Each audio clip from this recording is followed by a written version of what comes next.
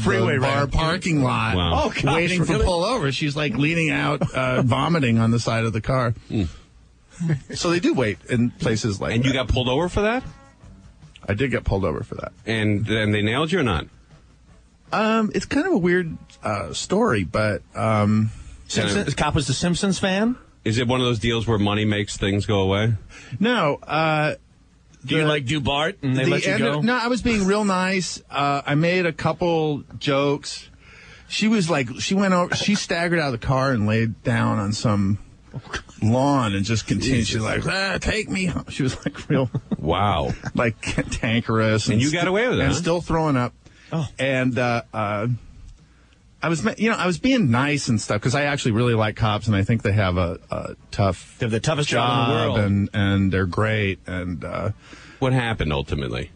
I said, look, what if I let her drive? That was a good joke. I made another joke, and then it was a woman cop, and she said, "This is true." She said, "Is that your girlfriend?"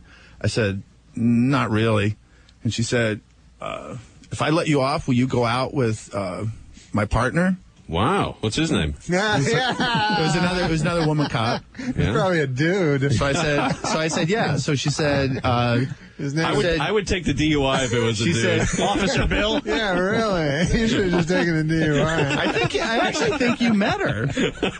I think Norm met this. After you saw the chick, you should have. She was really. But cute. looking back, Right? the shame of the DUI. We got to take a break. It's Conway and Whitman. In with us is Sam Simon and Norm Macdonald. We're live on 97.1 Free FM.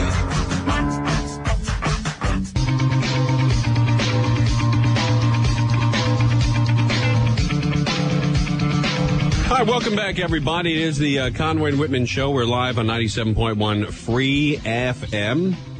Norm Macdonald and Sam Simon are with us. Yeah, Sammy and Normo. Yeah, look at that. Because you're very close with them, so it's, hey, Sammy, Normo, look at you, man. Yeah, man. And again, Sam Simon, a big producer in Hollywood, and Norm Macdonald, one of the funniest people on the planet, man. Look at that dude. Maybe the funniest. Yeah, sitting there with that jacket on, all that cash, all that humor, big stud. Get a lot of chicks there, don't you? Are you talking about Sam? No, you, No, dude. Sam gets He's the got that ladies. cheese back at the house.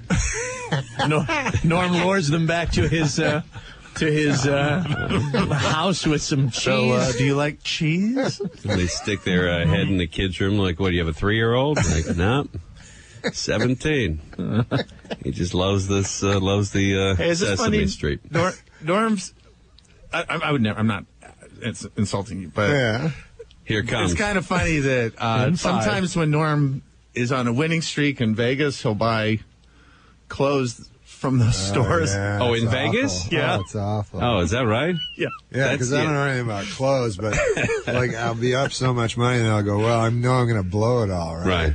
So if I'm on a rest or something, I'll go, I should just buy stuff so I'll have stuff. Is that where you got that jacket? No. No, this is a nice jacket, nice but jacket. Yeah, it's very the nice. other ones I have are crazy. What's the most you spent at one of those stores?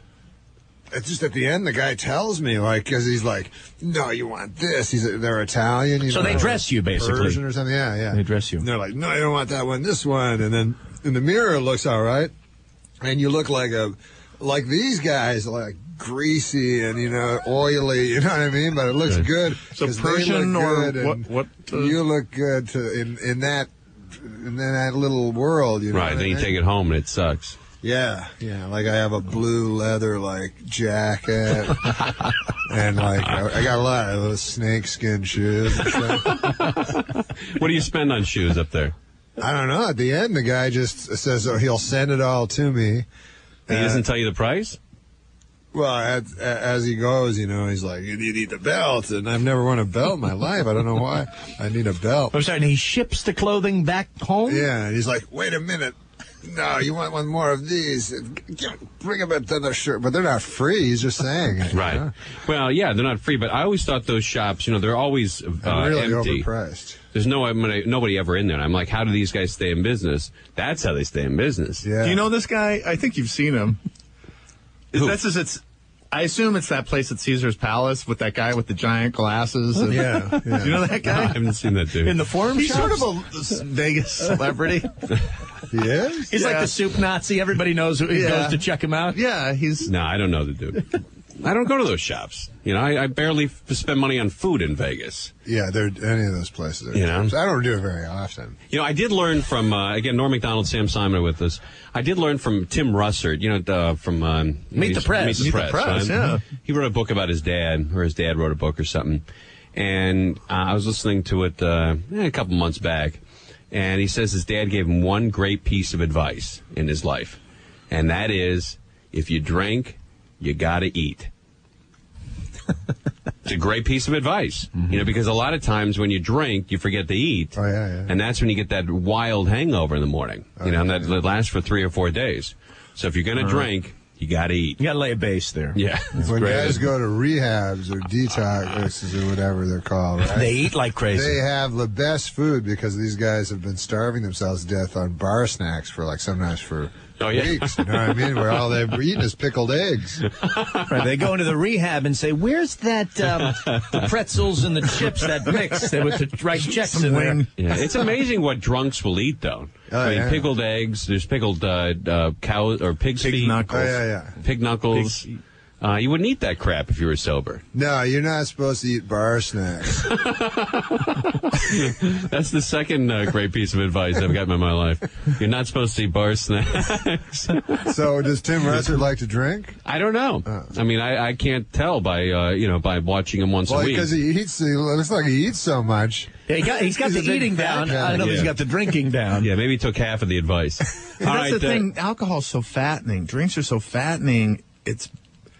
I don't know. I don't think you should eat and drink. Like, if you want to be thin. If the mother's against drunk driving, do you have to be a mother of a child that died? No, you can join. You just be a mother? That's a hefty price to pay to be in the club.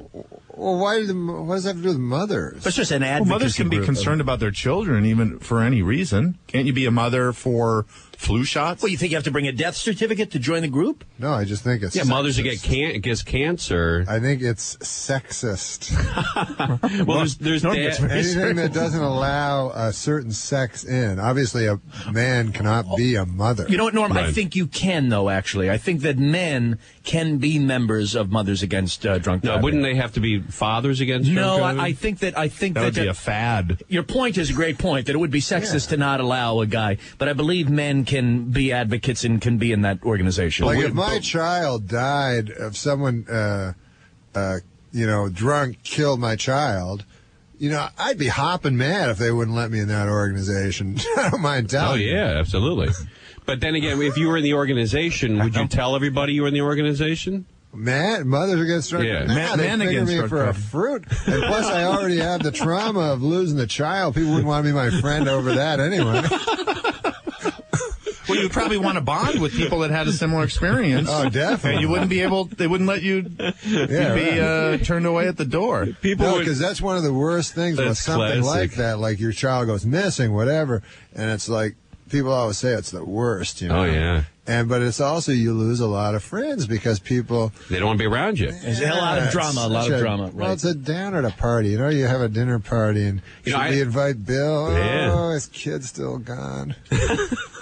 His kid's still gone. It's almost like after the kid turns up, you start inviting Bill man, he's Everybody the hops on cause the celebrity. bandwagon. Well, but now what happens if it's a bad outcome? I mean, if Bill's kid turns up dead, then you begin to invite him again, or his kid's got to turn up alive? What's the... Good Lord. Well, That's a fair question given the conversation. I think that the real thing is you want to get the remains, so you can have some Closure. Hey, Norm, listen, you love your son, right? Of course. No, I know you do. You really love your son. Yeah, I love him. I know you're also a little bit of a hypochondriac. They say the greatest tragedy is for a parent to outlive their child. Right. Oh, yeah. That's true. You never want to want to bury your son. Oh, yeah. God, no. Yeah, no, if anything happened to my daughter, my life would be over. But then on the other hand, because I've heard people go it never leaves. It never, you know what I mean? God knows it's a horrible thing, like having to bury a child.